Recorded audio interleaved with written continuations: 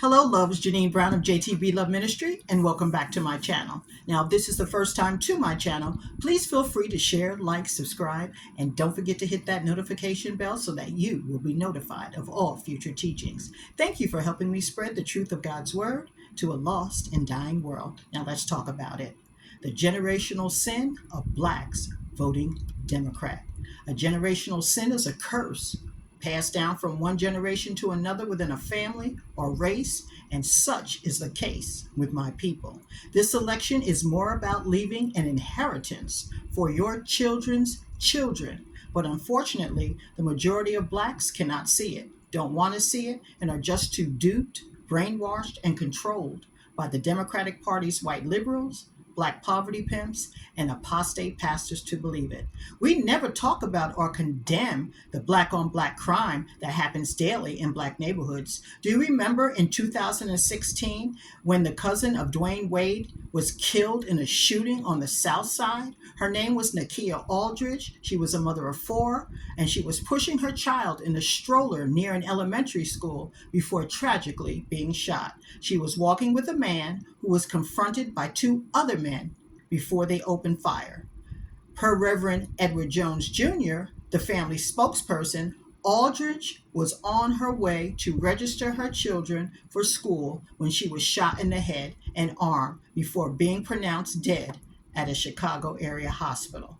Dwayne Wade, the famous NBA star, had the perfect opportunity to condemn the black on black crime that was going on in black neighborhoods, to establish some kind of mentorship program in the black community, to work with the mayor's office, the political machine, something. But no, he was silent. He did nothing. And today, he has turned his young black son into a transgender girl. It's horrible. But the world would be a better place if we could just have a black president. We did, and how did that turn out? A black man who sealed his records, pushed for and passed a gay agenda and transgender agenda, told us to hate the white man, that he was bad. He left office a multimillionaire and moved to where that bad white man lived, Martha's Vineyard. You cannot get more white than that. And black people never received the hope and change they were promised in the 8 years, the abomination, and that's what I call him, because he was an abomination.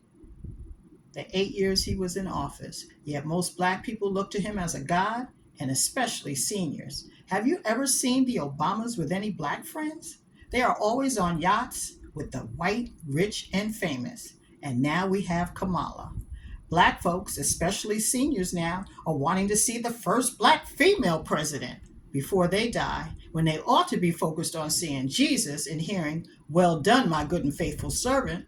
Welcome to the joy of the Lord." They will vote for abortion on demand up until the day of birth, cutting off the private parts of kids, transgender men competing in biological female sports, and they don't want to hear that truth. They continue to be satisfied with poverty, lack, black on black crime, riots, rats, surrounded by dilapidated housing. They accept it as the norm. Now, when I was at the getting my brakes done yesterday, there was a black man in there, and he was talking to me about how his sister will not read the Bible because she said it was from the white man, and he tries to tell her about Jesus, but she won't receive it. So then I turned it to the election as to who he was voting for.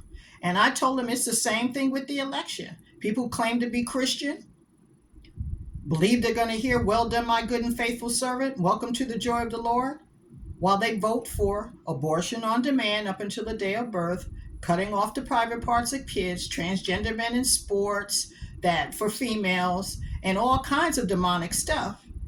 Don't you know that black man, who at least had to be at least 80, he got offended. He wouldn't even talk to me anymore. See, now he's going to talk about his sister not wanting to hear truth when he was in the same condition, because that is the condition of most black people, and especially the elderly. Okay? The Bible tells us at Deuteronomy 30:19, it says, "I call heaven and earth as witnesses today against you, that I have set before you life and death, blessing and cursing. Therefore, choose life, that both you and your descendants may live.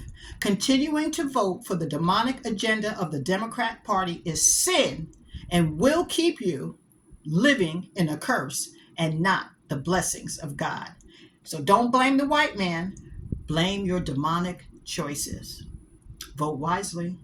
Jesus is coming.